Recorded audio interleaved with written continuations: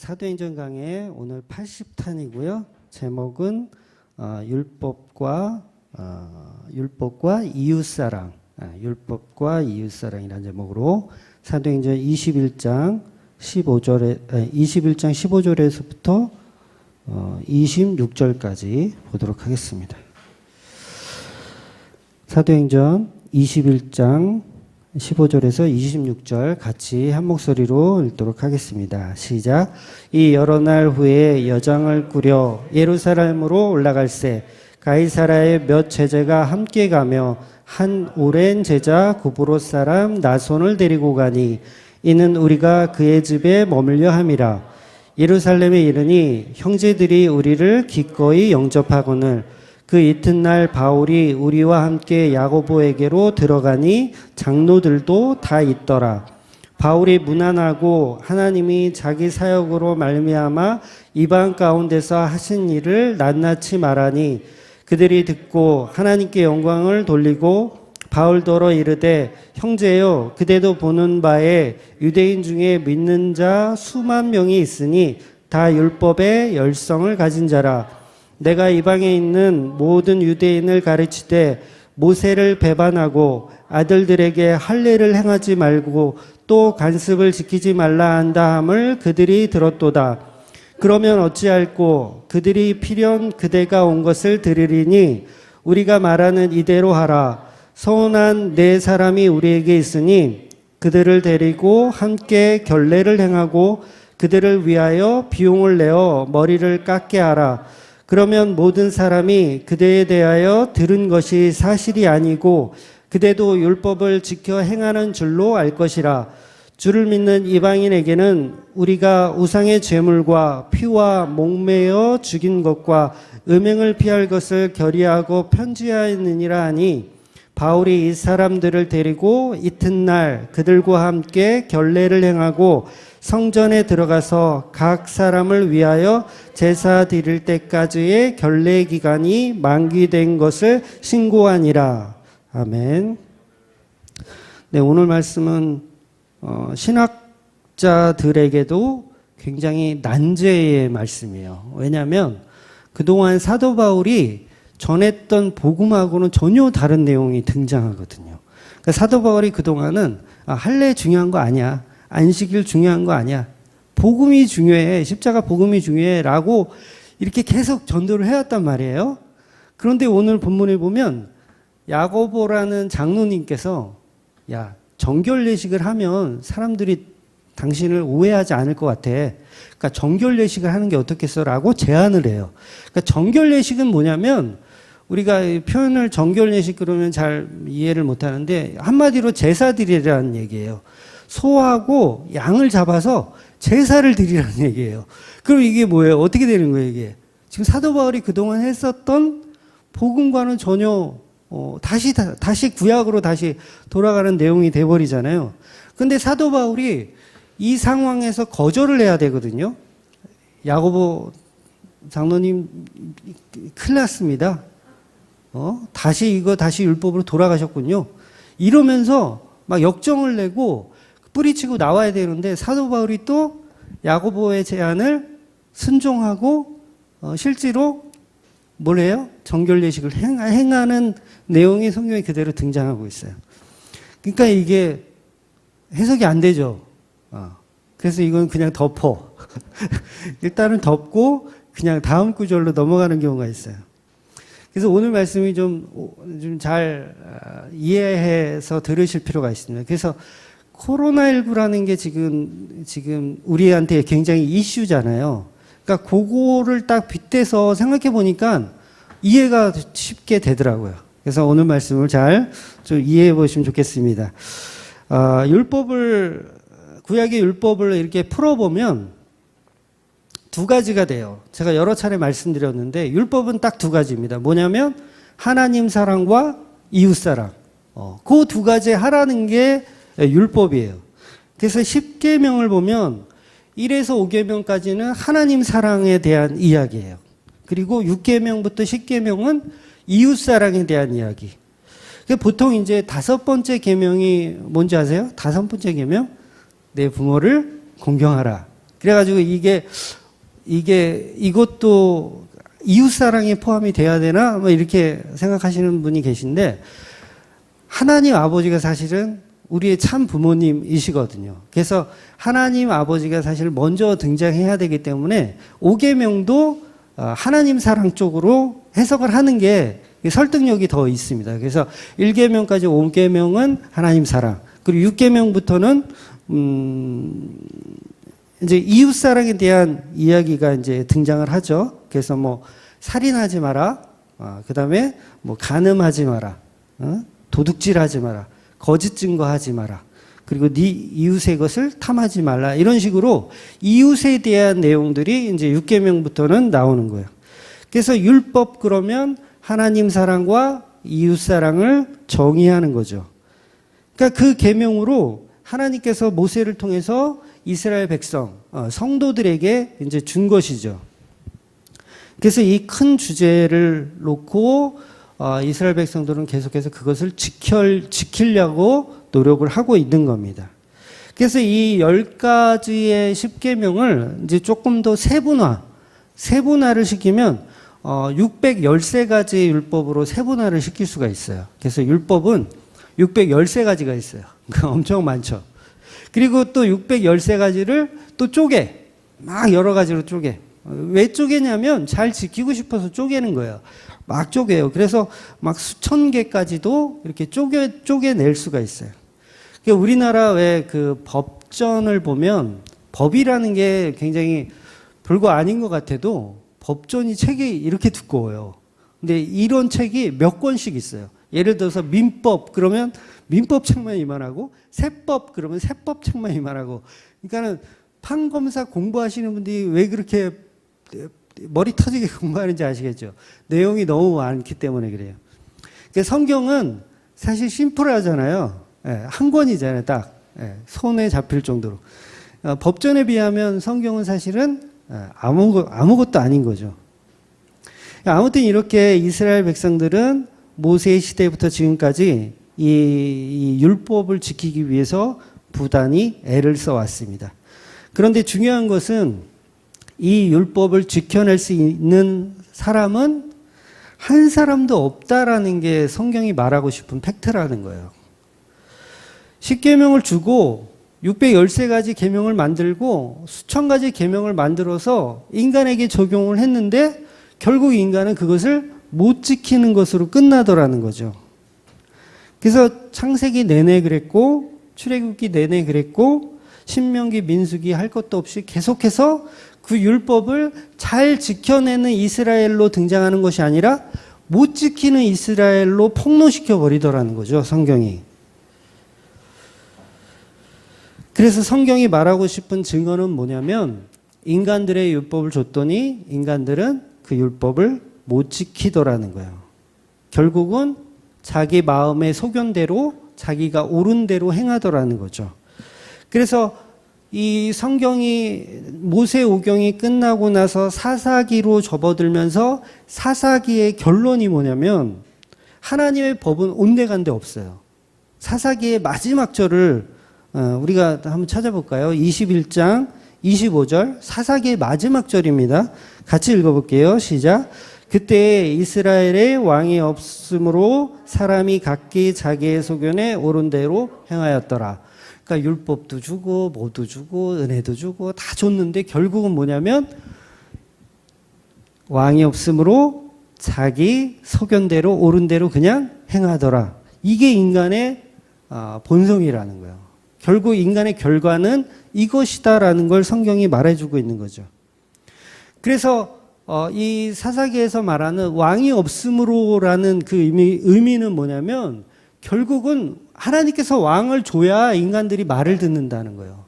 그런데 그 왕이 사실은 누구를 표현하고 싶은 거냐면 예수 그리스도를 표현하고 싶은 거죠. 인간에겐 반드시 예수 그리스도가 있어야 하나님 말을 듣습니다.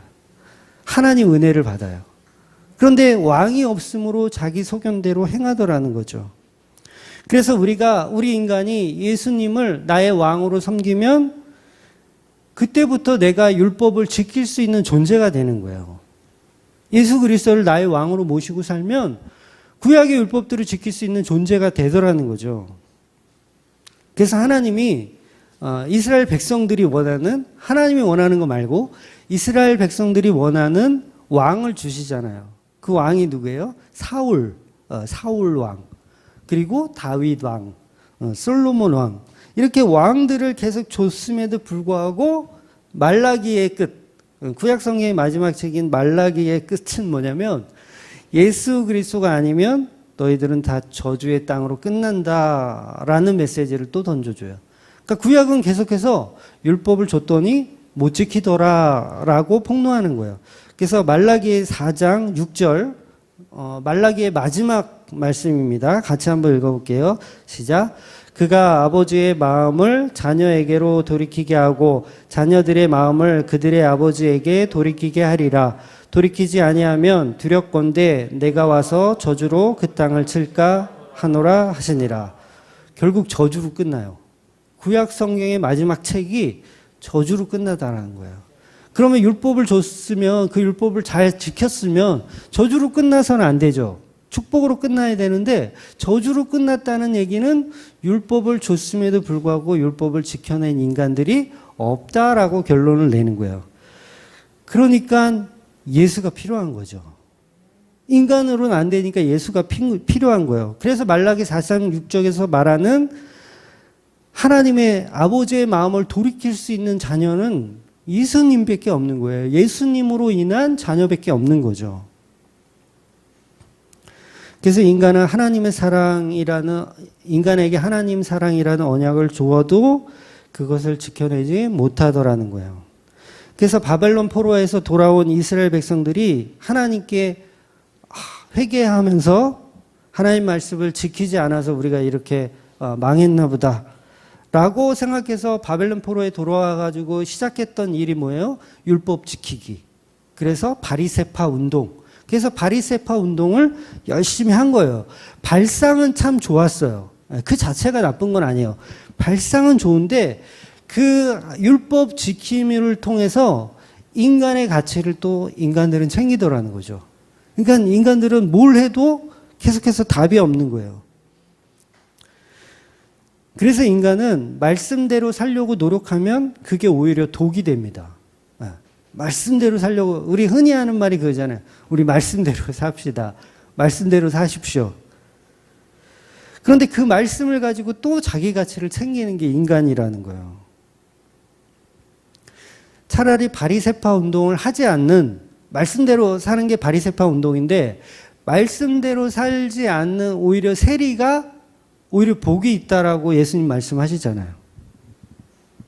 그러니까 예수님 당시에도 율법을 지키려고 바리새인들이 그렇게 열심히 노력을 했지만 결국 죄만 더 만들어낼 뿐이었다라는 거죠. 그러니까 차라리 교회를 안 다니는 게 죄를 덜 짓는 거예요. 차라리 교회를 안 다니는 게 덜 지어요. 괜히 교회 다닌답시고 그냥 예수님을 무당 잡교로 만들어가지고 막 자기의 이득을 취하기 위해서 노력하는 자체가 차라리 그냥 교회를 안 다니는만 못하는 거죠. 그러니까 인간이 하나님의 말씀을 주셔도 그 말씀의 본질은 버려두고 자기 소견대로 행하더라는 거예요.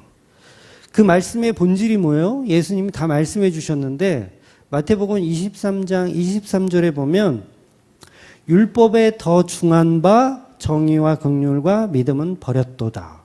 바리새인들을 책망하시면서 하신 말씀이에요. 너희들은 율법을 잘 지킨다고 얘기를 하지만 율법에 더 중한 바 정의와 긍휼과 믿음은 버렸다라고 책망을 하시더라는 거예요. 이 말씀의 본질이 결국 뭐냐면 정의와 긍휼과 믿음은 이것을 다른 말로 하면 십자가란 얘기예요. 십자가. 정의와 긍휼과 믿음은 십자가를 말하는 겁니다. 인간에게 없는 거, 인간에겐 십자가가 없어요. 인간에게 없는 거. 예수님에게만 있는 게 뭐예요? 십자가예요. 십자가. 십자가는 정의와 긍휼과 믿음입니다. 인간에겐 절대 나올 수가 없는 거죠. 율법을 다 지키더라도 어때요? 그 율법을 자기 사유화해서 나의 가치 챙기기를 하는 게 인간이더라는 거죠. 예를 하나 들어드리면 여러분들이 이제 물놀이를 갔는데 갑자기 쓰나미 같은 그 파도가 쳐가지고 우리 사랑하는 자식하고 그다음에 남의 자식이죠. 남의 자식들하고 다 휩쓸려서 바다로 갔어요. 제가 바다에 뛰어들면 지금 한 10명이 이제 바다에 지금 빠진 거야. 그 상태야. 근데 우리 애도 그 중에 한 명인 거예요. 그러면 제가 지금 뛰어들면 우리 아이는 구할 수 있어요.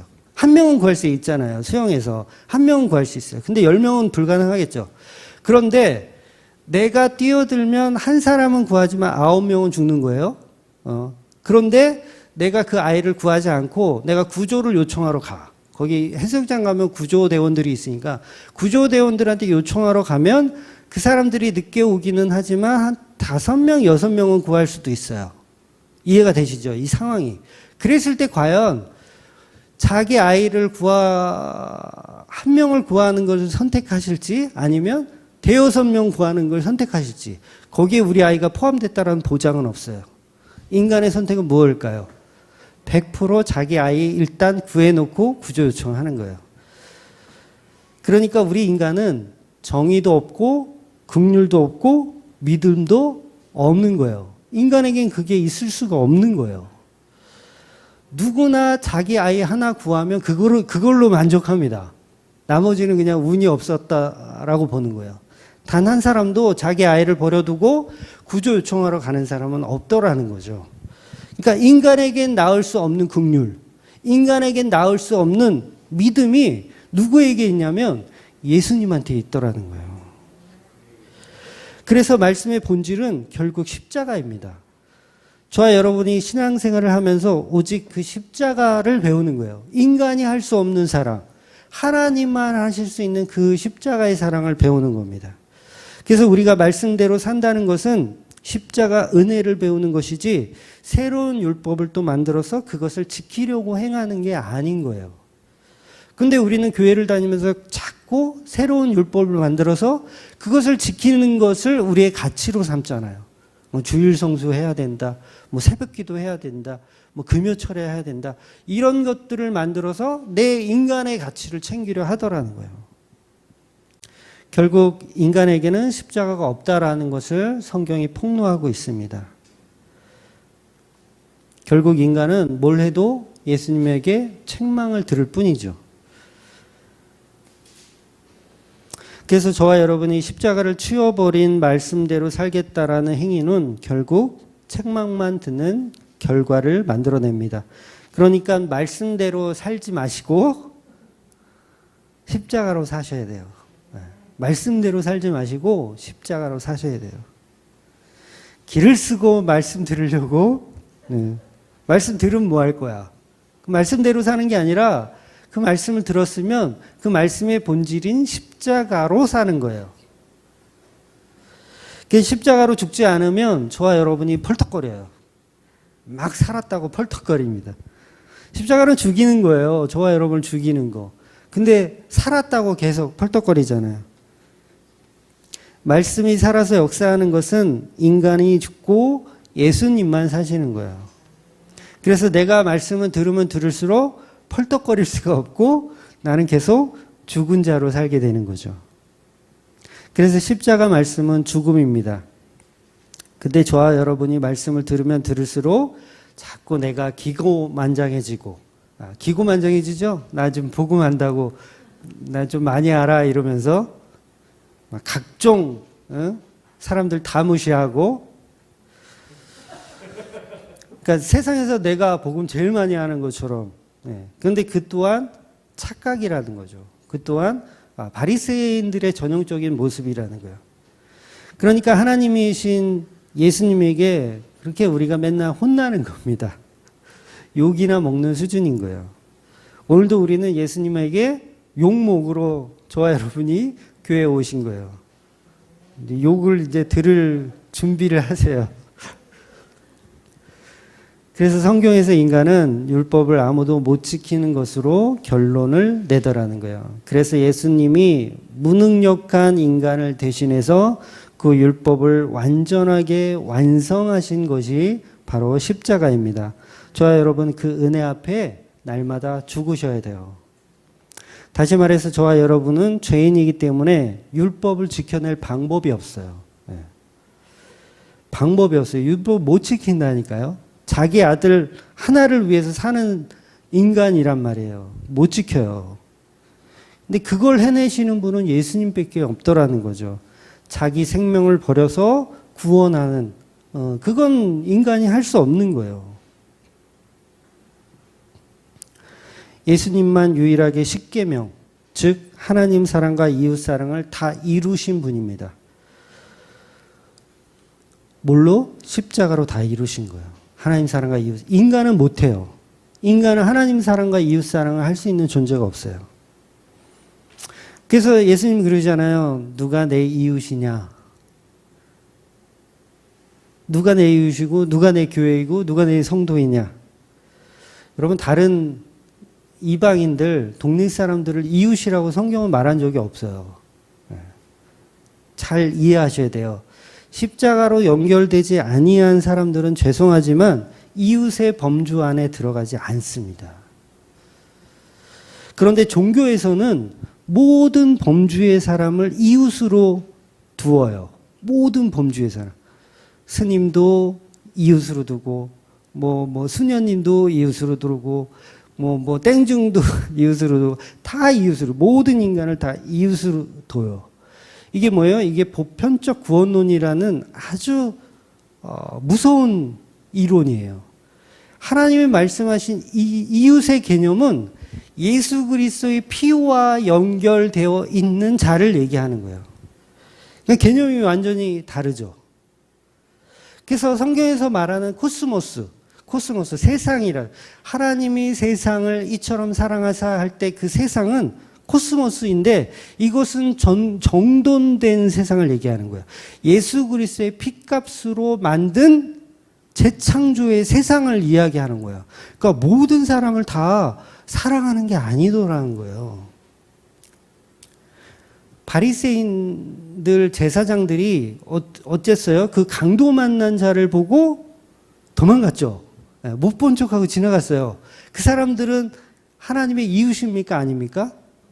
아니에요. 하나님의 이웃이 아니었어요. 그 인간들은 이웃이 아니에요. 정신 바짝 차리셔야 돼요. 보편적 구원론에 우리가 많이 빠져 있어요. 왜? 종교에서 그걸 얘기하거든요. 철학에서 그걸 얘기하거든요. 악법도 법이다. 막 이런 거 철학에서 얘기하거든요. 그런데 십자가와 연결점이 없는 바리새인들이나 제사장이나 레위인들은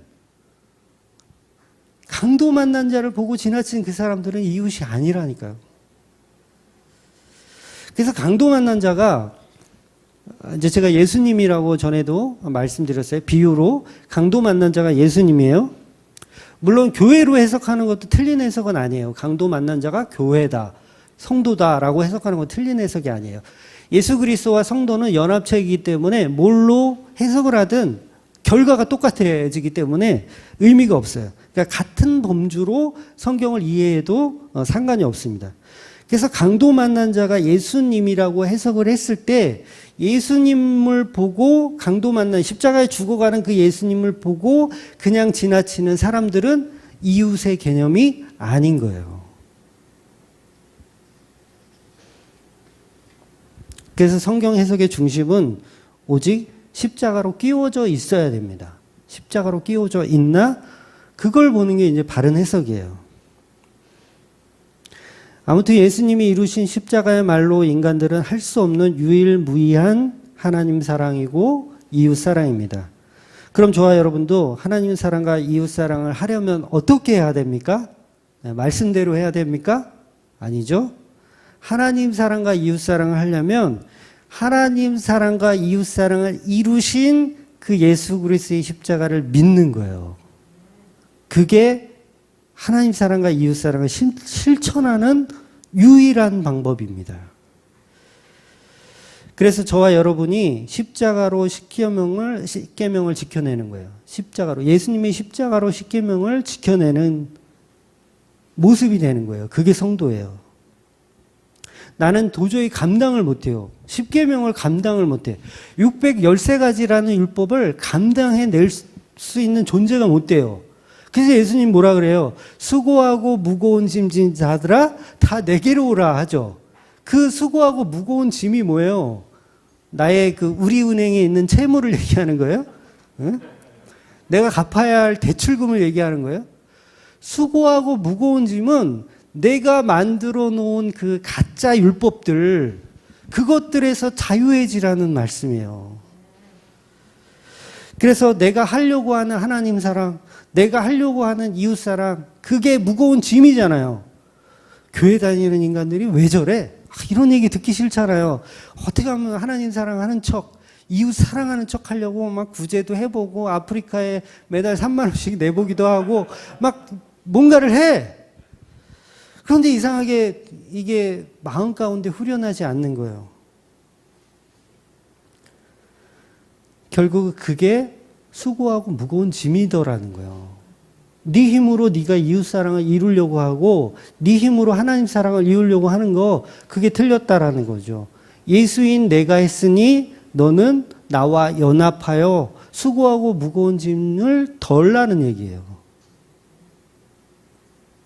결국 성도는 예수님을 믿음으로 십계명에서 말하는 하나님 사랑과 이웃 사랑의 계명을 지켜낼 수 있는 것입니다. 코로나19로 비대면 예배를 드린다고 해서 이웃 사랑 실천하는 게 아니에요. 이거 비복음입니다. 이거에 절대 속지 마세요. 인터넷이나 SNS에 요새 아주 거의 대세를 이루더라고요. 비대면 예배가 성경적이고 비대면 예배가 막 이웃을 사랑하는 가치 있는 행동으로 지금 막 처음엔 안 그랬거든요. 한 최근에 들어서 더 이게 막 이웃 사랑의 방식 그래가지고 막 포장을 해요. 사람들이 교회에서 슬로건을 우리 교회는 이웃을 사랑하기 때문에 모든 예배를 비대면 예배로 돌렸습니다. 이러면서 사람들한테 칭찬받고. 이웃사랑은요, 십자가를 전하는 게 이웃사랑이지 교회 문 닫는 게 이웃사랑이 아니에요. 이제 코로나19가 점점 장기화되니까 다들 정신줄을 놓은 것 같아. 웬만하면 제가 이런 설교를 안 하는데 오늘은 좀 해야 될 것 같아요. 왜 그 암살이라는 영화 보셨어요? 그 마지막 장면에 인상 깊은 게 뭐냐면 이정재라는 그 배우가 이제 그 독립군들한테 나중에 복수를 당하잖아요. 복수를 당하는데 이정재가 어떤 대사를 하냐면 그러니까 광복이 될 줄 몰랐으니까.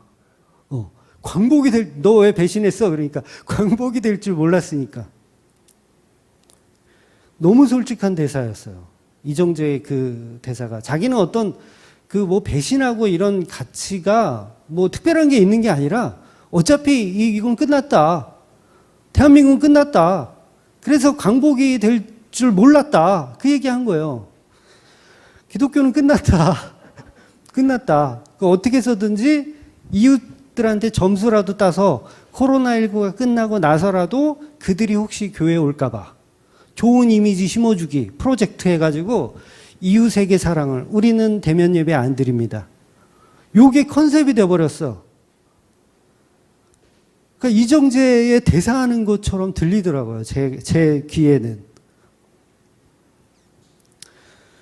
처음에는 안 그랬는데 점점 갈수록 비대면 예배가 성경적인 것처럼 점점 변해지고 있는 게 안쓰럽습니다. 비대면은 오히려 성경적이지 않습니다. 제가 단호하게 말씀드리지만 비대면 예배는 성경적이지 않습니다. 예배의 형식으로서가 아니라 이웃사랑의 개념으로서 비대면은 틀렸습니다. 네. 형식은 중요한 게 아니에요. 어디서 예배를 드리듯 그거 중요한 거 아니에요. 집에서 유튜브로 예배 드려도 일시적으로는 가능해요. 그걸 제가 뭐라고 하는 게 아니라 이웃사랑을 목적으로 비대면 예배를 주장하는 것은 성경 다시 배워야 되는 거예요. 네. 노아의 홍수 때 사람들이 시집가고 장가가고 다 했어요. 그쵸? 시집가고 장가가고 다 했어. 근데 우리가 코로나19를 종식시키기 위해서 교회가 세상 사람들을 위해서 문을 닫자고 하잖아요. 세상 사람들을 위해서, 세상 사람들 시집가고 장가가고 이거 잘 할 수 있게 문을 닫자고 하잖아요. 요즘 예식장도 장사가 안 된다고 하더라고요. 그러니까 그런 거 장사 좀 잘 되게 해달라고 교회에서 문을 닫으라고 이야기해요. 전부 영업정지 상태잖아요, 사실은. 지금 소상공인들은 거의 뭐 9시까지만 뭐 장사해라, 뭐 이런 얘기도 있잖아요. 그래서 빨리 이거를 종식해서 빨리 이 사업이 활성화가 돼서 요새 뭐 클럽, 뭐 술집 다 장사 영업정지 상태잖아요. 그러니까 빨리 이거 우리가 예배 멈춰가지고 그 사람들 영업 이제 활성화 할 수 있게 해달라고 하자는 것과 뭐가 달라요? 물론 제가 억지 주장인 건 맞아요. 특정 그런 이 상업권에 대한 그 억지 주장인 맞지만 유럽의 그 50년 역사를 가지고 있는 성매매 업소가요. 코로나19로 파산을 당했대요. 코로나19로 손님이 없어가지고 50년 역사를 갖고 있는 성매매 업소가.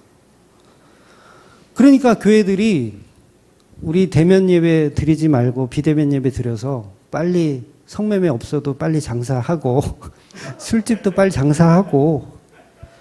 네, 분명히 말씀드려요. 억지 주장이라고요. 그런데 따지고 보면 그 말도 맞는 얘기 아니에요. 그러니까 사람들을 시집가고 장가가는 일을 교회가 도와주라는 거 아닙니까? 결국은 비대면 예배라는 게. 그걸 이웃사랑으로 포장하고 있다고요. 교회는 코로나 안 걸리고 건강하게 세상 사람들이 잘 먹고 잘 살도록 돕는 곳이 아닙니다. 절대 아니에요. 이웃사랑의 개념을 잘못 왜곡시켜 놓고 있어요. 갈수록 더 심해서 말씀드리는 거예요. 교회 표 자체도 큰일 났어, 이제. 이웃 주민을 사랑하는 교회. 이웃사랑의 실천적 목적으로 비대면 예배를 한다면 그건 회개해야 될 일이에요. 그 방향성이 틀렸습니다. 진짜 교회가 해야 하는 이웃사랑은 그들에게 십자가 복음을 전하는 게 이웃사랑이지 코로나로 비대면 예배 드리는 게 이웃사랑이 아니에요. 방주에 타라고 말하는 게 복음이지 시집가고 장가가는 것을 도와주는 게 방주의 역할이 아니더라는 거죠. 노아 방주를 짓는데 돈이 얼마나 많이 들었을까요? 종합운동장만한 배예요. 어마어마하게 큰 배를 개인이 만든 거예요. 개인이. 그럼 돈이 얼마나 많이 들었겠어요? 그럼 그 돈으로 이웃들에게 시집가고 장가가는 일에 좀 도와주지. 왜 그 방주를 짓고 있어요? 사람들은 장사 안 된다고 문을 닫고 있는데 교회도 같이 문 닫으면 이웃사랑하는 거라고 하는데 이걸 바로 종교라고 얘기하는 거예요. 불교에서 하는 거고요. 그냥 종교인들이 하는 겁니다. 이웃사랑의 개념이. 기독교는 그런 얘기를 한 적이 없어요. 세상 사람들이 더 호화로운 생활, 건강한 생활, 그런 것들을 하기 위해서 돕는 것이 교회가 아니라는 거죠. 교회의 역할은 십자가 복음을 전하는 곳입니다. 다른 건 다 종교입니다. 기독교는 그런 거 하는 거 아니에요. 제가 이제 50살이 되면 해야 하는 설교들을 오늘 지금 하는 거예요. 제가 코로나19 초창기 때 그런 얘기를 했던 것 같아요. 사석에서 했는지 편집했는지 정확히 기억은 안 나는데 내가 나이가 더 들었으면 더 심하게 얘기했을 텐데 나이가 아직 어려서 나도 제 가치를 챙기기 때문에 걸러서 얘기하는 겁니다. 그런 얘기를 제가 사석에서 한 것 같아요. 근데 단호하게 말씀드리지만 저와 여러분이 십자가 없는 이웃사랑은 전부 개수작입니다. 십자가 없이 무슨 이웃사랑을 해요? 그 사람들에게 비대면 예배 드려서 점수 따려고 하는 거지. 차라리 교회가 우리 교회는 비대면 예배 드립니다 라고 했을 때 차라리 그랬으면 좋겠어. 솔직히 공무원이 무섭습니다. 300만 원 벌금 낼까 봐 솔직히 무섭습니다. 이웃들에게 손가락질 당하는 게 두렵습니다. 저 교회는 대면 예배 드린다고 막 맘카페에 막 올라가고 막 저런 쓰레기 교회 뭐 전땡땡하고 똑같다, 신천지하고 똑같다, 그런 욕을 듣는 게 두려워서 비대면 예배 합니다 라고 솔직히 얘기했으면 좋겠어요. 근데 무슨 이웃 사랑을 위해서 우리는 비대면 예배를 드린다고, 딱 걸리죠. 되도 않는 얘기라는 걸. 근데 많은 사람들이 거기에 속고 있어요. 마치 그게 진짜 이웃 사랑인 것처럼. 아, 이거 50살 돼서 해야 되는 설교인데.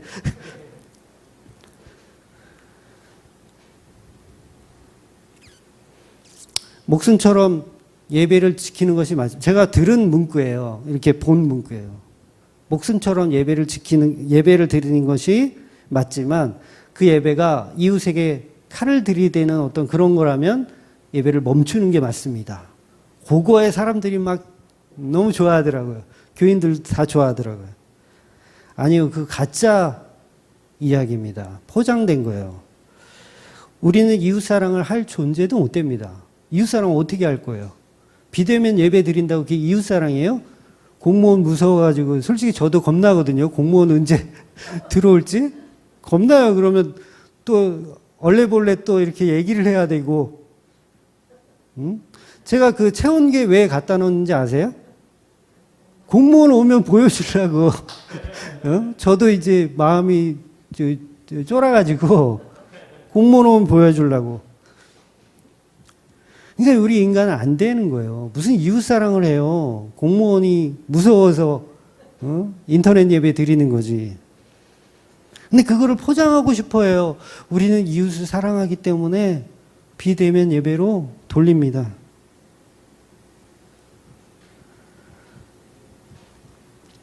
우리가 가짜라는 게 드러나야 돼요, 지금. 한국 교회가, 솔직히 터놓고 얘기합시다. 우리 가짜라는 게 드러나야 된다고요. 무슨 이웃사랑이야. 이웃사랑을 한 적도 없으면서. 코로나19 얘기는 좀 그만하려고 저도 너무 매주 얘기하기 때문에. 근데 오늘 본문하고 굉장히 밀접한 관계가 또 있기 때문에 얘기할 수밖에 없었어요. 정결 예식 자체가 성경적인 것이 아니잖아요. 복음적인 것이 아니잖아요. 십자가로 이미 다 이루신 제사를 바울이 왜 나시린 서약을 한 그 4명하고 머리를 깎고 그 비용을 또 바울이 내요. 그 비용을 바울이 내주면서 이 일을 하냐고요. 그 자체는 비성경적인 게 맞습니다. 그게 성경적이라는 얘기 아니에요? 그거 비성경적인 거예요. 바울의 행동은 비성경적인 겁니다. 그런데 그곳에서도 하나님의 계획과 뜻이 바울을 통해서 이루어지더라는 거예요. 이 뜻과 계획을 모르면 바울은 그냥 우상숭배하는 겁니다. 비대면 예배를 하더라도요, 교회가, 우리는 이제 비대면 예배 하니까 아무도 오지 마세요. 이렇게 선포를 하더라도 거기에 예수님의 뜻과 예수님의 십자가의 은혜가 포함된 본질을 이해하고 해야 된다는 거예요. 안 그러면 우상숭배 하는 겁니다. 자기 의라는 우상숭배를 해요. 나 이만큼 이웃사랑합니다 라는 우상숭배를 하는 거지 이웃사랑하는 게 아닙니다. 우리가 사회적 거리두기 2.5단계에서 교회들이 다 지금 힘들어하고 있는데 예수님의 뜻과 계획을 모르면서 비대면 예배하면 그거는 우상숭배이고 본질을 반드시 아셔야 되는 거예요. 본질을. 그러니까 어렵게 생각할 필요는 없고요. 결론이 그냥 십자가예요. 십자가. 십자가로만 구원 있고 십자가로만 비로소 하나님의 언약이 회복된다는 거죠. 다른 이웃사랑의 실천은 전부 마귀의 탈을 쓴 거예요. 이웃을 사랑하려면 십자가를 전하는 방법 100개는 없어요.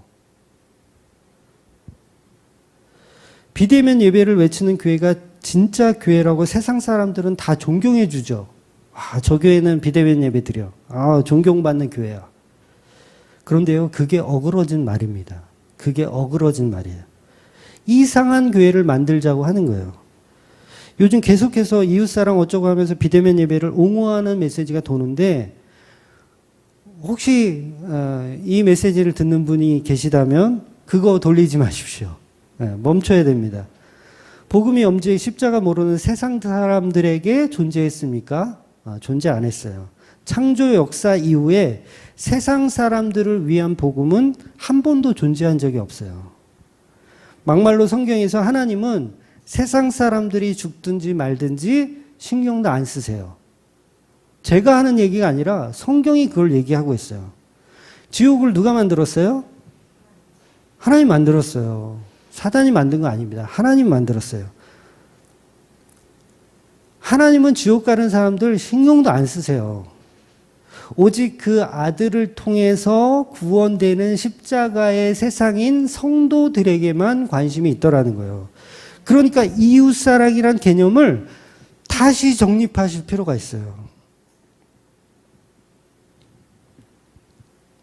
그러니까 모든 사람이 다 보편적 구원론으로 하나님의 사랑하는 사람들이 아니라는 거예요. 하나님은 그 아들의 핏값으로 사신 그 성도에게만 관심이 있더라는 거예요. 그러니까 세상 사람들이 코로나에 걸리든 태풍으로 피해를 보든 하나님 관심 없으세요. 저 굉장히 세게 설교하는 거예요. 그런데 이게 사실입니다. 너무 독한 설교라고 목사님이 이제 다시 정신을 차리셨구나. 한동안 독한 설교 안 하시더니 이제 갈 때까지 갔구나. 교인도 얼마 안 나오고 이제 교회도 이제 교육관도 생겼겠다. 이제 처음부터 다시 하려는 마음을 갖고 계시구나. 네, 독하게 해야죠. 뭐 어떻게 하겠어요. 지금은 영적 노아의 홍수이기 때문에 독하게 할 필요가 있습니다. 그러니까 이 말은 광화문 나가서 태극기 흔든다고 해서 좋은 세상 온다는 게 아니에요. 그 왜 태극기를 흔들어서 좋은 세상을 만들려고 해요? 그 사람들한테 필요한 건 십자가지. 좋은 세상 만들어서 뭐 이 땅이 빨갱이 나라가 되면 뭐 어떻게 할 건데? 십자가 복음 없으면 아무 의미가 없는 거예요. 아무리 민주주의를 외쳐도 그 민주주의 안에 예수 그리스도의 십자가 복음이 없는 세상은 공산주의나 민주주의나 별반 다를 게 없는 거예요. 착각하지 마세요. 신천지처럼 이 땅이 회복되고 신천지 새로운 세상이 올 거라는 건 인간들의 착각이에요. 이 세상은 버리는 카드입니다. 버리는 거예요. 멸망당할 세상이에요. 거기서 왜 잘 살아보세요를 외쳐요. 진리를 모르는 소경들이 하는 얘기입니다. 하나님은 그 성도들만 구원하는데 관심이 있으세요. 회복하는 일은 없습니다. 이 땅이 회복되는 일은 없어요. 예수 그리스도의 십자가의 피로 구속되는 사람들이 세상 가운데 존재하는 것 뿐이지 이 세상 전체가 회복되는 일은 없어요. 예수 그리스도의 푸른 계절은 오지 않습니다. 지구는 언젠가 멸망해요. 태양도 결국은 꺼집니다. 태양도 이게 계속 나오는 게 아니에요. 결국은 오랜 시간이 지나면 꺼져요. 불이. 그러니까 이 땅은 우리가 고쳐서 쓰는 게 아니에요. 우리는 나그네로 사는 거예요. 이 땅을 나그네로. 왜 자꾸 교인들이 이 땅을 고쳐주소서 이렇게 기도하는지 몰라요. 이 땅을 고쳐주소서. 고쳤으려면은 천국은 뭐하러 만들어놔요? 고쳤으려면. 이 땅은 버리고 천국으로 가는 거예요. 이 세상 고쳐 쓰는 게 아니라 버리는 곳입니다. 그래서 결과적으로 복음은 성도에게만 필요하고 성도에게만 존재하는 거예요. 다만 우리가 누가 성도인지 모르니까 이게 세상 사람들 중에 있다라는 것을 우리가 알고 있으니까 함부로 하지 못하는 것뿐이지 그냥 세상 사람들까지도 다 구원할 생각이 하나님은 없으시더라는 거예요. 그런데 왜 성도들이 세상 사람들을 위해서 비대면 예배라는 것을 만들어서 그것을 또 포장하냐고요. 교회의 가치를 삼고. 그게 바리새인들하고 뭐가 달라요? 성전 미문. 미문이란 말이 한자잖아요. 아름다운 문. 아름다운 문에 안진뱅이 거지 새끼가 한 마리 있는 거예요. 한 마리. 죄송해요. 거지 새끼 한 명이 있는 거예요. 그 얼마나 보기 흉해요. 미문에 있어요. 그런데 바리새인들이 그 아름다운 문에 거지가 한 마리 있으면 당연히 저거 뭐냐 빨리 당장 치워라. 이래야 되는데 그걸 안 치우고 지나가는 사람이 그 사람에게 거지한테 돈을 줘요. 뭐요? 내가 구제했다 이거요. 그러니까 그걸 이용의 목도라는 거죠. 더러운 건데 그것을 이용의 목도라는 거예요. 그러니까 많은 사람들이 코로나19라는 비대면을 통해서 자기 가치를 챙기는 것으로 이용을 해먹더라는 거죠. 많은 교인들이. 자기가 구제할 수 있는 좋은 대상으로 냅두는 거예요. 바리새인들은. 미문에 거지가 있으면 치워야 되는데 안 치우고 놔두는 거예요. 저 사람이 있으면 내가 좋은 일을 하나라도 더 할 수 있지. 그러니까 내버려 두는 거예요. 그러니까 지금 한국교회가 바리새인 모습하고 똑같은 마인드로 신앙생활을 하는 겁니다. 그냥 솔직해져야 돼요. 욕먹기 싫다. 대면 예배에서 나는 욕먹기 싫다. 솔직해져야 돼요. 이기적인 교회라고 손가락 받는 게 두렵다. 그래서 우리 교회는 비대면 예배 드립니다. 솔직하게 이렇게 얘기하는 게 어렵습니까? 어렵죠.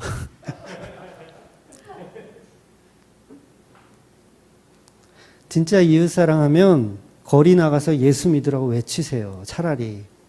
무식하게 그냥 예수 천당 불신지옥 이런 거를 차라리 외치세요. 그분들이 차라리 나은 거예요. 괜히 이웃사랑한다고 우린 비대면이니 어쩌니 이렇게 포장하지 마시고. 그냥 바리새파 교회죠. 전부 바리새파 교회예요. 처음에는 조금 대면 예배를 조금 이렇게 주장하는 교회들이 꽤 있었는데 이제는 거의 찾아보기가 힘들더라고요. 전땡땡 목사 때문에 그렇게 된 건지 모르겠는데 막말로 세상 사람들이 노아의 홍수에 물에 빠져 죽던 소돔과 고모라의 유황불로 사람들이 다 타 죽던 하나님이 신경도 안 쓰세요. 그게 제가 하는 말이 아니라 성경이 말하는 팩트라는 거예요. 십자가는 성도에게만 은혜이지 세상 사람들에겐 그냥 심판입니다. 그래서 이웃사랑은 십자가의 심판을 말하는 것이에요. 세상 사람들에게 비유 맞추는 것이 아니라 당신들 그렇게 살면 지옥의 형벌을 피할 수가 없습니다. 그 얘기를 해주는 게 이웃사랑이라고요. 코로나19에도 이야기해줘야 돼요. 지옥의 형벌을 피할 수가 없습니다라고 이야기해주는 게 이웃사랑인 거예요. 세상 사람들과 같은 편이 되어서 알랑방구를 끼는 게 교회가 아니라고요. 또 이 설교가 나가면 또 많은 구독자들이 또 이제 탈퇴를 또 하고 이제 욕을 하시는 분이 있겠지만 제 의견이 아니고요. 성경이 그렇게 얘기한다는 거예요. 저는 좋죠. 다 비대면 하고 저도 휴가 가고 이렇게 다 이렇게 이웃사랑 하는 척 포장하면 저도 좋죠. 근데 성경은 그게 아니더라는 거예요. 그게 틀렸다라는 거예요. 그게 자기 포장한다는 거예요. 바리새인이라는 거예요. 깜짝 놀래야 되는 거예요. 우리가 성경을 바르게 안다면. 개인적으로는 저도 비대면 예배 돌렸으면 좋겠어요. 살떨리게 공무원들 언제 올까 이렇게 저거 하는 것도 그렇고. 그 차라리 그냥 입 다물고 있든가. 입 다물고 저처럼 그냥 입 다물고 대면이든 비대면이든 그냥 아무거나 선택해서 하시라고 입 다물고 있든가.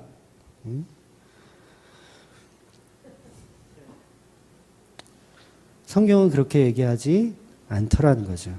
그래서 구약에 나오는 모든 하나님의 말씀을 유심히 보면 이를 지켜 행하면 복을 준다는 말씀의 내용이 많이 나오지만 이걸 지켜서 결국 해냈다, 이루었다라는 내용이 없다라는 거죠. 십자가에 죽은 예수님을 믿는 것이 바로 이웃사랑을 실천하는 거예요. 그래서 우리가 본질을 자꾸 잊어버리면 안 됩니다. 지금 코로나19가 한국 교회를 흔들고 있어요. 코로나19는요, 제가 개인적으로 생각이지만 세상 사람들에게 보내준 게 아니라 교회에게 보낸 거예요. 교회에게 정신 차리라고. 아니 왜 코로나19는 교회들만 나와요 계속? 응? 아니 왜 지하철에는 안 나오죠? 지하철을 이용하는 고객이 교회보다 더 많을 텐데 지하철은 안 나와요. 물론 뭐 정부에서 뭐 음모다 뭐 그런 얘기도 있는데 우리도 지하철 가서 예배 드렸으면 좋겠어. 응? 그러면 나올 일 없잖아. 그러니까 전부 종교성을 드러내고 있는 거죠. 종교성을 교회들이 드러내고 있는 거예요. 그러니까 폭로당하는 거예요. 지금 코로나19로 한국 교회가 얼마나 지금 가짜라는 게 다 폭로당하고 있는 거예요. 전부 이웃 사랑한다고 포장해서 대면 예배로 다 돌리잖아요. 그거 다 가짜예요. 그거 다 가짜예요.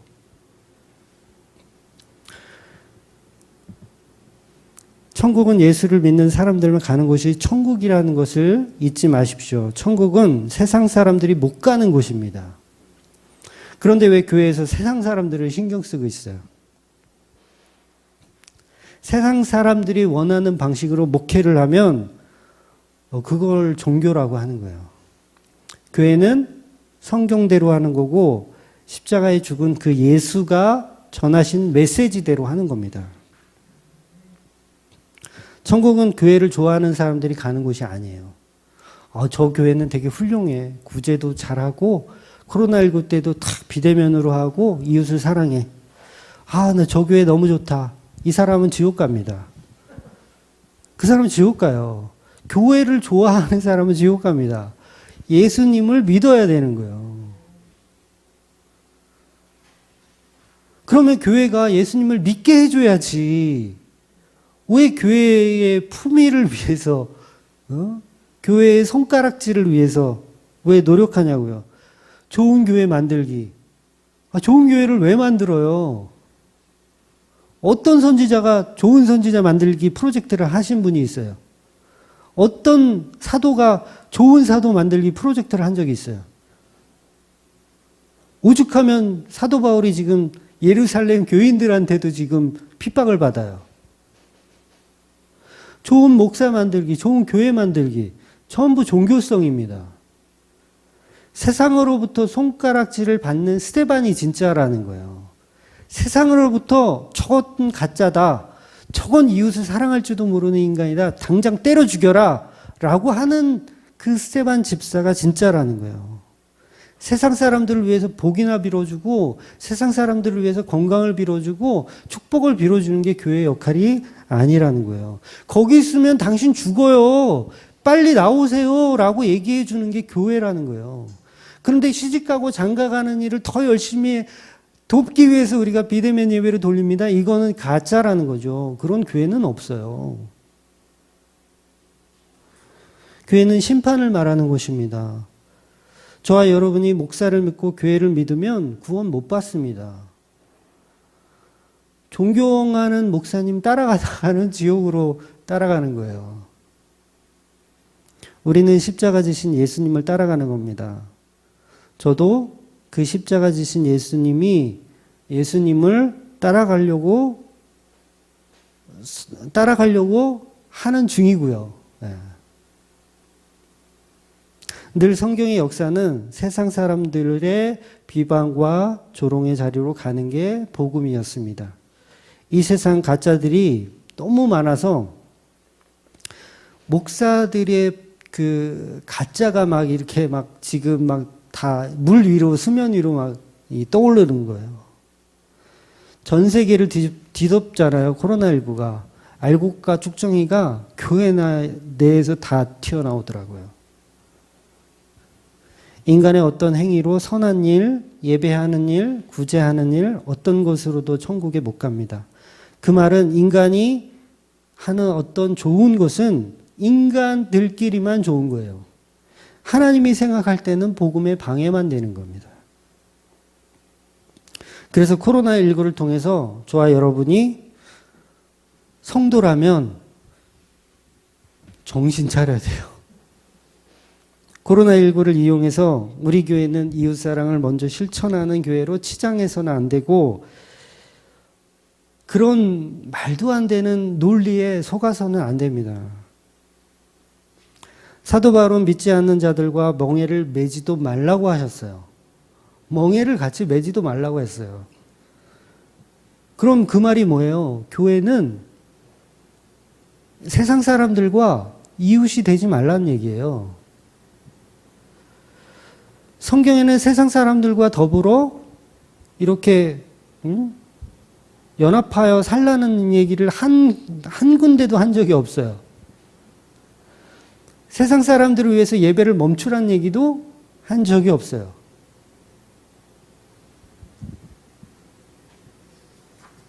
그러니까 목사들이 성경을 너무 뜨문뜨문 봐가지고 일독도 안 하고 목회를 하시는 것 같아. 우리가 하나님께 예배하고 기도하면 거짓 선지자들은 죽는 게 당연한 겁니다. 엘리야가 비를 내려달라고 기도하고 예배하잖아요.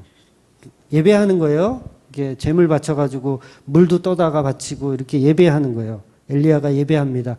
거짓 선지자들, 바알의 선지자들과 대결을 하죠. 그래서 엘리야가 예배 한번 제대로 드렸더니 어떻게 해요?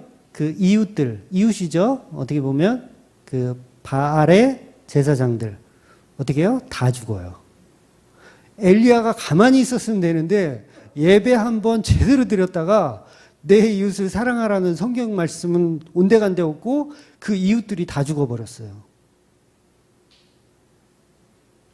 엘리야가 좀 참지. 괜히 예배는 드려가지고 괜히 이웃 선지자들 다 죽여버리네.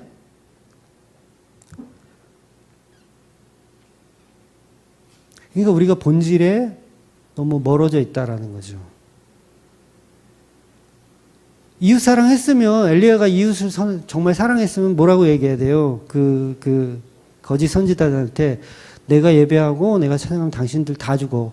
거기서 빨리 나와. 그 거짓 바알을 섬기는 일을 그만 멈추고 내게로 돌아와. 하나님께로 돌아와.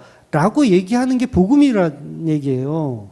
근데 그 분들을 향해서 같이 우리 더불어 그래요. 우리 더불어 바알도 섬기고요. 하나님도 섬기고요. 우리 같이 좋은 세상 만들어 봅시다. 이거는 가짜라는 거죠.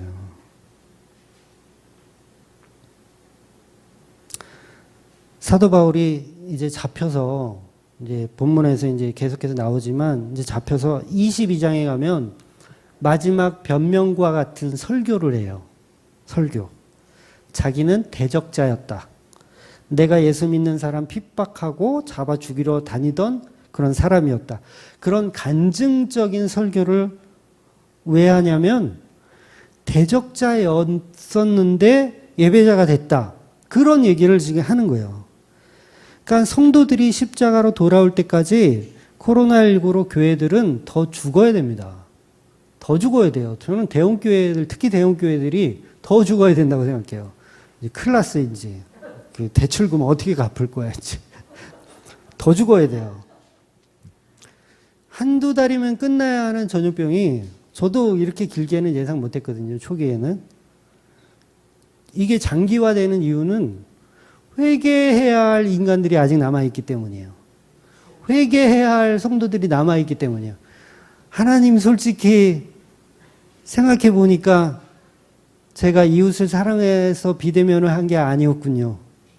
결국은 제가 공무원이 무서워서 한 건데 말씀을 들어보니까 제가 제 자신을 속였군요.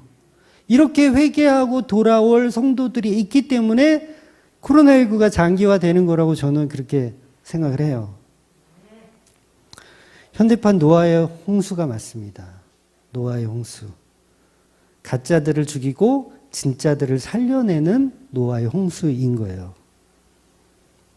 그래서 인간의 무능력을 알고 십자가 앞으로 우리는 돌아와야 할 때인 거죠. 그래서 성도가 저와 여러분이 예수님의 십자가로 예수님과 함께 죽었다면 그것이야말로 진정한 하나님 사랑과 이웃 사랑을 이룬 것입니다.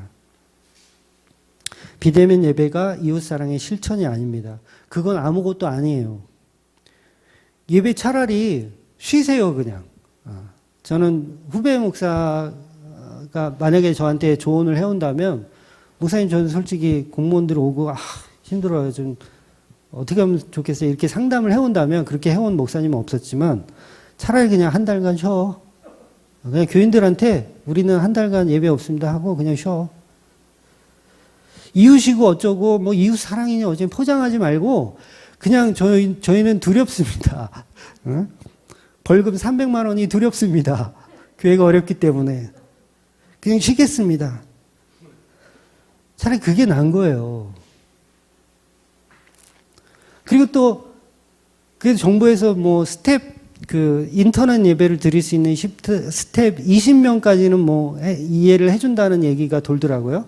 정확히 제가 알아보진 못했는데, 또 그거 핑계 삼아서 또 예배 드릴 사람들은 예배 드리러 나오면 되는 거고, 우리가 우리의 행동으로 하나님을 사랑할 수 없는데, 우리 행위가 무슨 의미가 있어요? 대면이든 비대면이든 코로나19가 유행하는 지금은 별로 중요하지 않습니다. 제가 비대면 예배가 틀렸다라는 얘기를 지금 하는 게 아니에요. 그걸 이용해서 자기 가치를 챙기는 그 가짜들을 제가 지금 뭐라고 하고 있는 거예요. 우리는 이웃사랑을 못하는 존재입니다. 우리도 똑같이 지옥 가야 하는 죄인일 뿐이고 그런 자들이 무슨 수로 이웃사랑을 해요. 예수 믿는 방법밖에 없어요. 우리는. 제가 몇 번을 말씀드리지만 성경이 말하는 이웃의 개념은 타인을 말하지 않습니다. 동네 아줌마 아저씨가 아니라 이스라엘 민족이라고 하면 이스라엘 민족만을 얘기하는 거예요. 블레셋이 이웃입니까? 블레셋 민족이 이웃이에요? 하나님의 이웃입니까? 아니에요. 진멸해야 할 대상이에요. 아멜렉이 하나님과 이웃입니까? 이스라엘과 이웃이에요? 진멸해야 할 대상입니다. 가나안 원주민 마찬가지고 진멸해야 할 대상이에요.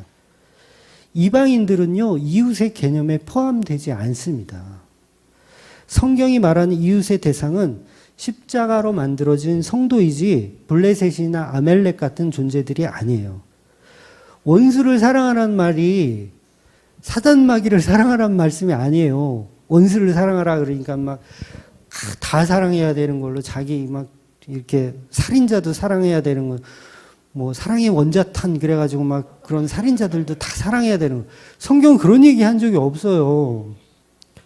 원수를 사랑하라는 얘기는 성도인 네가 원수다. 성도인 네가 원수다. 그 얘기를 하고 계신 거예요. 그러니까 사단 마귀 블레셋은 내 이웃의 범주에 있지 않아요. 그건 유기되는 백성일 뿐입니다. 다시 말해서 세상 종교는 모든 사람을 다 사랑하고 품어야 된다고 말하지만 성경은 그렇게 얘기하고 있지 않습니다. 그래서 오히려 다 죽여야 하는 대상으로 보더라는 거죠. 그래서 저와 여러분이 죽어야 할 대상이었지만 하나님의 은혜로 살아난 존재라는 거죠. 기껏 살려놨더니 자기 포장하기 바빠요. 자기 의를 드러내기 바빠요.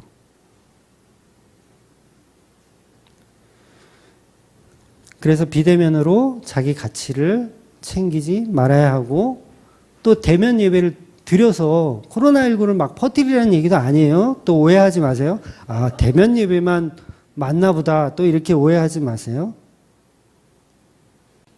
이웃의 진정한 개념은 강도 만난 자, 예수님과 십자가 안에 함께하는 형제 자매입니다. 그러니까 예를 들어서 또 이런 경우가 있어요. 목사님, 제가 이번 주에 확진자하고 만났어요. 목사님, 확진자하고 만났어요. 그래서 제가 부랴부랴 이 보건소에 가서 검사를 했는데 다행히 음성이 나왔습니다. 그래도 혹시 몰라서 목사님 저는 이번 주, 다음 주 예배에 빠지도록 하겠습니다.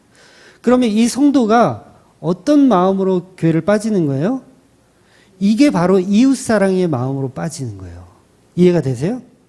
그러니까 이웃이라는 개념 자체가 성도를 이야기하는 거기 때문에 이런 경우는 맞는 거예요. 그 행동이. 그런데 모든 것을 다 이웃을 다 그냥 싸잡아가지고 다 그렇게 생각하면 그거는 앞뒤도 안 맞고 문맥도 안 맞고 교회는 예수님의 십자가를 통한 하나님의 사랑과 성도인 이웃을 사랑하기 때문이지 세상 사람들을 이웃으로 생각하지 않습니다. 지금 한국 교회들은 이웃의 개념조차도 지금 정립이 안 돼 있어요. 전부 속용입니다. 바리새인들처럼 교회의 평가에만 정신이 빠져 있어요. 교회의 가치 챙기기에만. 목사들이 불안한 게 뭔지 아세요? 코로나19가 장기화돼서 끝나면 사람들이 다시 돌아올까? 요게 가장 겁나하는 거예요. 그걸 왜 겁나해요? 그러니까 그게 겁나니까 포장하는 거예요. 교회 포장. 우리 교회는 이웃을 사랑하는 교회다라면서 포장하는 거예요. 그 사람들 떠난 손님들 다시 단골들 놓칠까 봐. 단골들 다른 교회로 놓칠까 봐. 그 자체가 마귀적 발상인 거예요. 물론 세상 사람들 중에서도 성도가 있지만 모든 이웃을 다 성도라고 주장하는 것은 그건 종교적 발상일 뿐입니다. 예수님의 피를 나누지 않으면 그건 성도가 아닌 거예요. 그래서 가룟 유다는요, 밥 먹다가 나가잖아요. 최후의 만찬 때 기어 나가잖아요. 예수님의 살과 피를 나누지 않으면 그건 성도라고 할 수 없습니다. 기어 나가는 거예요. 우리 교인들 기어 나갔다는 얘기 아니에요? 성경에서는 성도들끼리만 하는 것을 이웃사랑이라고 정의를 합니다. 그래서 십자가에 죽으면 저와 여러분이 예수님의 십자가에 함께 죽으면 비로소 이웃사랑을 할 수 있는 존재가 되어지는 거예요. 그래서 그 존재가 되어지는 것을 가지고 율법을 다 지킨 자다라고 인을 쳐주시는 거예요. 예수님께서 십자가로 율법을 다 지켜내셨더니 그거와 연합된 성도가 그럼 너도 율법을 다 지킨 자로 인을 쳐주시는 거예요. 그래서 천국에 가는 거예요. 천국은 죄 있으면 못 가거든요. 율법을 다 지켜야 가는 곳이 천국이에요. 그래서 십자가로 다 지킨 자로 재창조해 주셔서 천국에 가는 개념인 거예요. 그래서 지금까지 서론으로 말씀드린 이웃사랑의 개념을 이해하신다면 오늘 본문의 바울의 난제가 그냥 풀려버리게 돼 있습니다. 왜 바울은 정결 예식을 하는 것일까? 그동안 바울의 행적을 보면 야고보 장로의 이 제안이 엉터리라고 말해야 하는데 만약 이방인이 야고보처럼 바울한테 그렇게 제안했다면 바울은 승질냈을 거예요. 이 우상숭배자 같은 이라고 다시 소를 잡고 양을 잡아 예수님의 피를 그런 가치 없는 걸로 다시 만들려고 그래? 그러면서 성질을 냈어야 맞는데 야고보한테 성질을 냈어야 맞는데 바울이 소 잡고 양 잡는 이 제사를 바울이 허락을 하고 그래서 본문에서 말하는 나실인 서약 그 4명이 나오잖아요. 4명이 같이 머리를 깎는 사람으로 등장하는데 성경에서 4라는 숫자는 사방을 얘기합니다. 세상을 얘기해요. 동서남북 세상을 얘기해요. 그러니까 세상 속에 있는 성도 이걸 이해하셔야 돼요. 그러니까 예루살렘 교회가 바울을 이단으로 보잖아요. 왜냐하면 초신자들이 많아.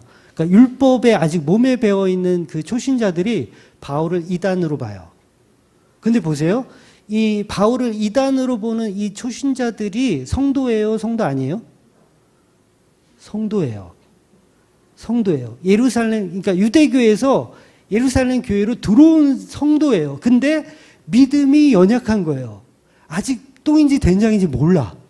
믿음이 연약한 거예요. 이 개념을 이해하셔야 돼요. 그래서 우리가 21장, 20장 여기서 볼 때도 연약한 자를 도우라는 말을 바울이 언급한 이유가 오늘 이 대목을 결론 내기 위해서였어요. 이해가 되시죠? 그러니까 이 믿음이 연약한 자를 위해서 제사를 드려도 된다 안 된다? 된다란 얘기예요. 이걸 이해하셔야 돼요.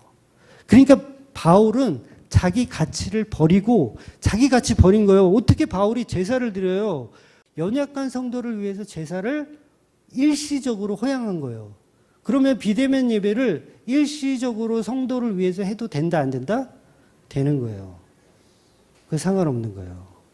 그러니까 제가 대면 예배와 비대면 예배가 문제를 삼는 게 아니에요. 다만 그거를 통해서 자기 가치를 챙기는 가짜들을 이야기하는 거죠.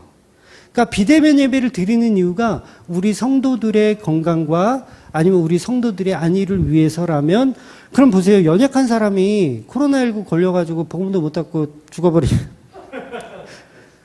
안 되잖아요. 그런 의미에서 비대면 예배를 드리는 건 일시적으로 가능하다라는 얘기예요.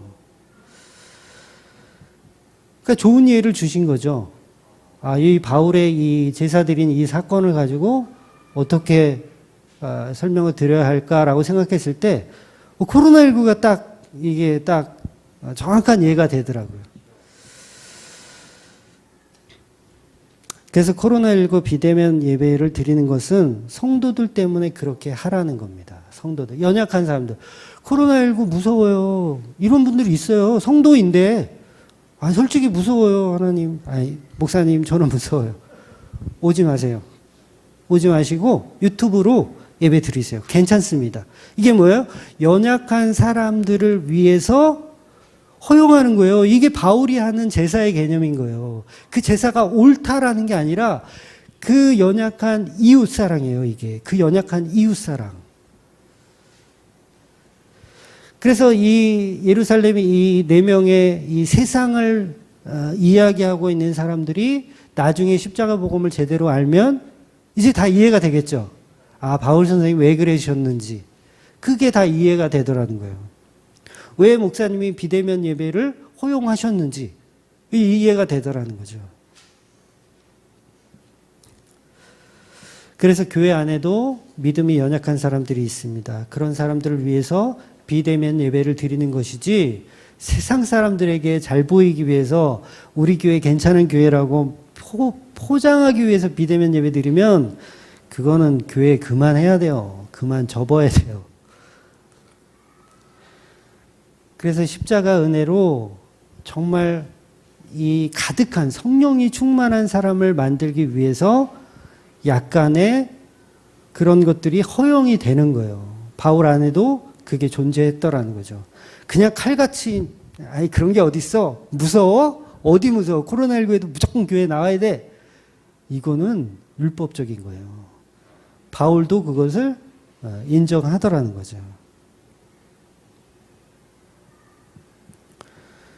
그래서 우리가 성령이 충만해지면 더 이상 자기 가치가 없어집니다. 자기 가치가 없어져요. 대면 예배, 비대면 예배, 그걸 통해서 나를 포장하지 않아요. 그러니까 언젠가 우리가 종량제 쓰레기 봉투에 들어가는 날, 그런 날이 오더라도 아무렇지도 않은 거예요. 그게 무슨 가치가 있어요? 예주야, 종량제 쓰레기 봉투에 버려줘. 아빠는 파주시 종량제 봉투 가게 앞에다 버려줘. 응? 그러니까 대면이든 비대면이든 모든 것이 십자가 복음 때문이라는 것을 아셔야 되고, 거기에 세상 사람들의 건강과 안위가 들어가서는 안 된다는 거죠. 그건 종교성입니다. 그래서 계속해서 교회들이 우상숭배적으로 가는 거예요. 코로나19인데도 정신을 못 차리고 더 우상숭배로 가는 겁니다.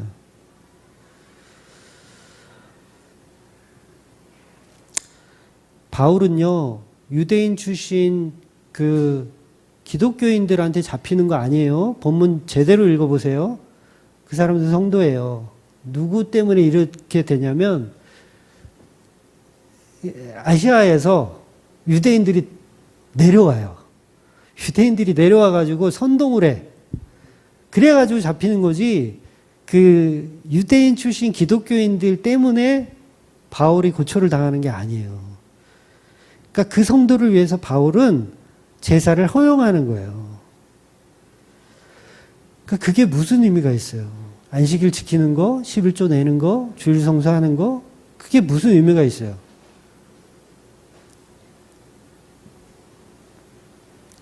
(11조) 내면 손가락질 하실 거죠, 여러분.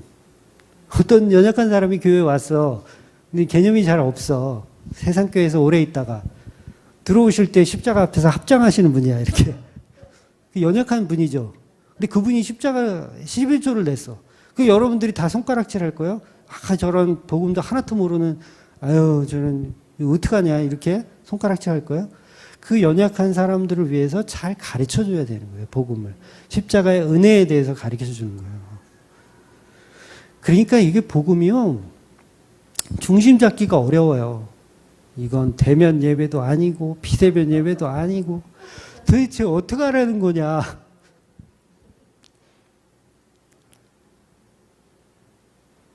그래서 오늘 바울의 행동은 예수님의 가르침을 배도한 것이 아니라 율법으로 다시 돌아간 것이 아니고 연약한 성도를 위한 진정한 이웃사랑을 실천해 주신 거예요. 이게 이제 예수 그리스도의 예표로 등장하거든요.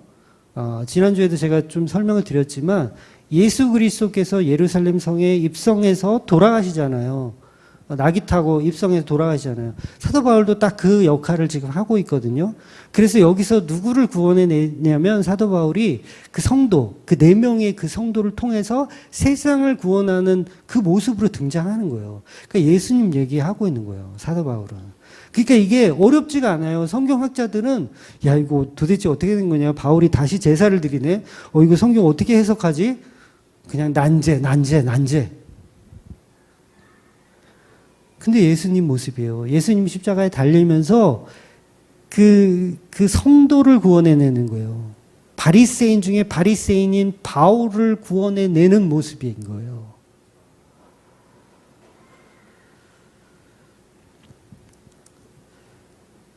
그래서 일부러 누가는 본문에서 우리와 바울을 구분시켜서 표현해요. 참 독특한 문학적 표현인데 누가가 표현하는데 바울과 우리는 구분시키더라는 거예요. 그러니까 같이 그냥 우리는 뭐뭐 했다가 아니라 바울과 우리는 구분시키는 거예요. 왜냐하면 바울은 예수 그리스도의 예표로 등장하기 때문에 일부러 성령께서 구분시켜서 표현하신 거예요. 저같이 머리 나쁜 사람도 알아들으라고. 이해가 되세요?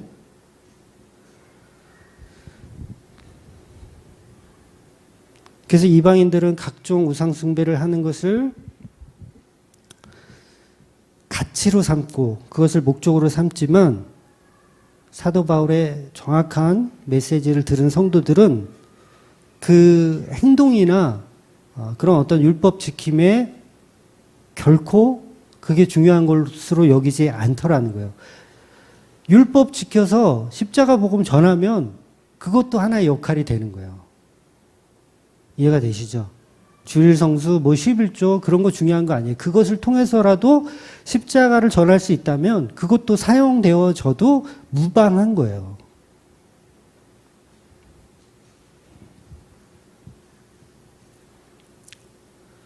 그래서 바울은 야고보에게 대들지 않고 옛날 같았으면 바나바 같았으면 국물도 없지. 근데 바울도 성령이 계속해서 이제 충만해진 거죠. 그러니까 이제는 야고보의 의도를 이해할 수 있게 되더라는 거예요.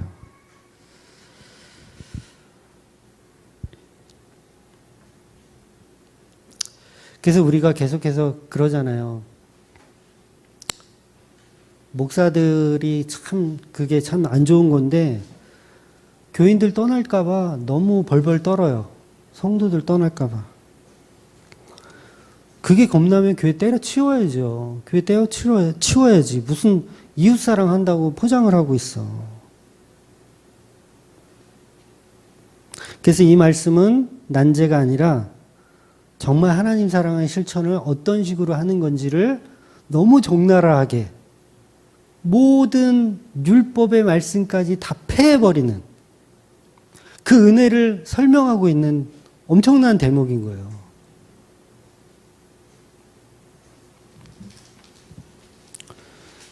그래서 이웃은 바로 교회 안에 있습니다.